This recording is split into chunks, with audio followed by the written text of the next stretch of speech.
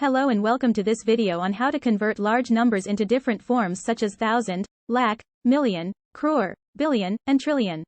If you have ever come across large numbers and wondered what they really mean in terms of different numeric forms, then this video is for you. In this video, we will be focusing on how to convert numbers into thousand, lakh, million, crore, billion, and trillion forms. Please note, there are multiple ways to do this, but this is the easiest method. Have you ever gotten lost in the world of numbers and found yourself confused about which is bigger between a million, billion, or trillion? Did you end up searching on Google for the answer? But don't worry, now you can remember a simple sentence. Kangaroos like munching carrots because they're crunchy.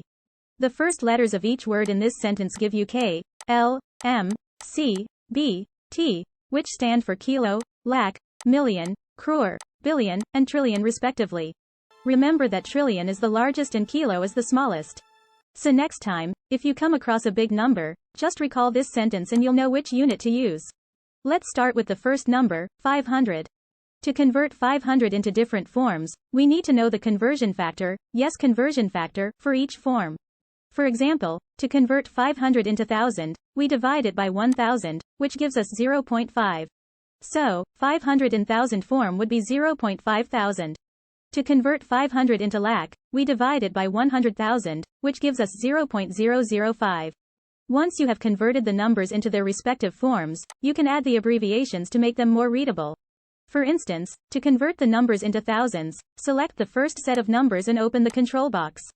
Then, go to Custom and type in the format as 0.00k, with k under inverted commas.